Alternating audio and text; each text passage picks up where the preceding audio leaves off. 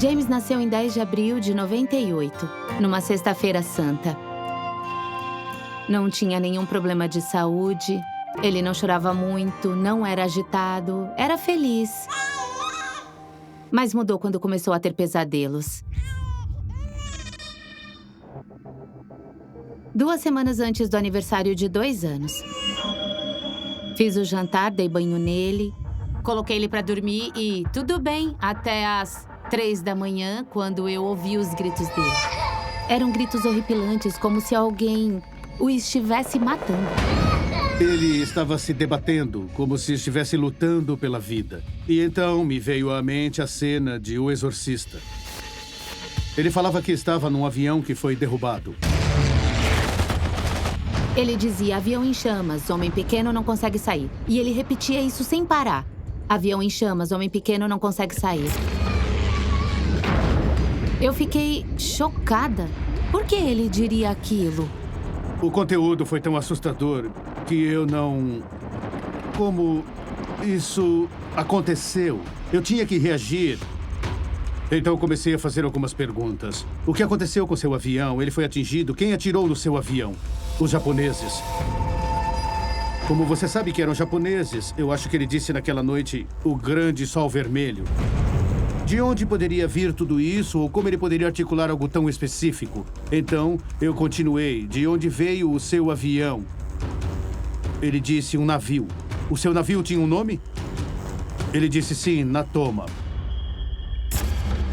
De onde veio essa palavra? Eu nunca ouvi essa palavra antes. Eu disse, isso parece ser japonês. E ele só revirou os olhos e disse, não, era americano.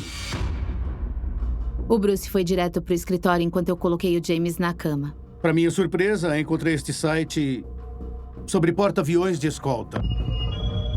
Eu me lembro de entrar no escritório e, enquanto caminhava, vi essa foto preto e branco. E ele disse, não vai acreditar, tinha um porta-aviões durante a Segunda Guerra chamado Natoma.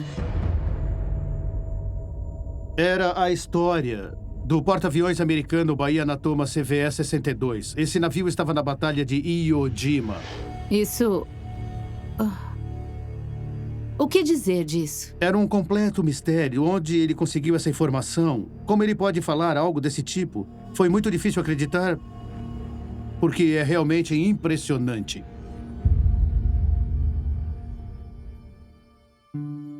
Acho que eu nem dormi naquela noite. Acho que eu me deitei e fiquei lá tentando pensar onde ele teria ouvido aquilo e eu não consegui chegar a uma conclusão. Acho que ele nunca viu um desastre de avião. Acho que ele nem sabia que aviões caem. No dia seguinte, eu conversei com a minha mãe. Contei o que estava acontecendo com o James. Estas são algumas das coisas que ele está falando. Então, a minha mãe virou para mim e disse algo que me deixou sem ação. Minha mãe disse, talvez ele esteja vivenciando uma vida passada. Ver meu filho passar por isso e falar sobre as coisas que ele fez... Foi muito triste, sabe? Ainda me faz chorar pensar em que tipo de lugar a mente dele estava. Eu fiquei obcecado. Eu queria descobrir como ele sabia dessas coisas. De onde isso veio?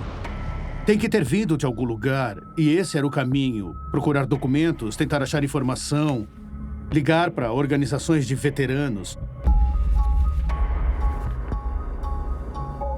Com o passar do tempo, esses pesadelos vieram com regularidade. 3, 4, 5 vezes por semana. Toda noite ele tinha um e eu pensava, tá, esse vai ser o último e amanhã tudo vai ficar bem, ele não vai ter outro. Mas daí continuava, não parava.